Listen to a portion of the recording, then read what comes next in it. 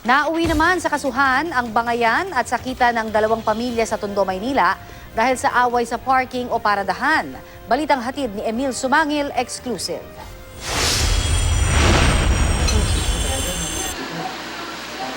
Nang lusubin at bambuhin ng 65 taong gulang na si Rosario Manibulo ang kapitbahay na si Roselier Ramos sa Tondo, Maynila, sumiklab ang gulo.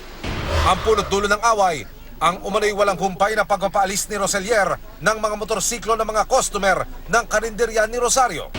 Motor, hindi naman nakatapansin ko, pinalalayas mo! Bakit ba na? Away na nadamay pati ang mga asawa at mga anak. Ano ba ang problema nyo? Ano ba ang problema nyo? Ah! Hindi! Huwag kayong malakit!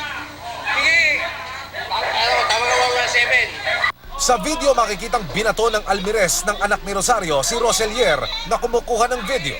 Kaya ang gusot, humantong pa sa sabunutan. Nagpang-abot ang mga anak ni Rosario at asawa ni Roselier. Dahil sumali na rin ang halos buong miyembro ng bawat pamilya, ang away napunta na sa gitna ng kalsada at naawat lang nang dumating ang kagawad ng barangay. Kapwa nagkasuhan na magkabilang panig. Ngayon lang po ako nagkaroon ng kaaway dahil may pumaradang motor na hindi naman bibilang ng oras. Segundo nga lang po, lalo na pagbibili. Kasi luto na nga po eh. Sabi ng pamilya Ramos, hindi lang ito dahil sa parking.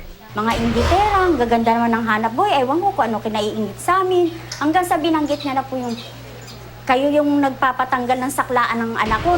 Ayon sa pamilya Manibulo, hindi na nila masikmura ang pang-aalipusta sa kanila. Mura ka ng mura! Dahil hindi ka, mura ka ng mura!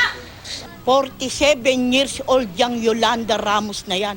Hinahamon ako, papalo daw niya yung mukha ko sa bato. Narinig ng anak ko. Ano gagawin ng anak ko? Siyempre po lalabas, sir. Sila ang nagbuno. Ganyan din po, binungangaan din po kami, ginulong, minura, hinamon, pati mga anak kong minor de edad. Hinahamon niya po. Andun po siya, hindi po siya umaaksyon. Ayon sa Barangay 97, matagal na nilang pinag-aayos ang dalawang pamilya. Pero ang problema, kapwa walang gustong magpasensya. Sabi ng magkabilang pamilya, handa naman sila makipag-ayos. Basta may mauuna lang, magpakumbaba. Emil Sumangil, GMA News.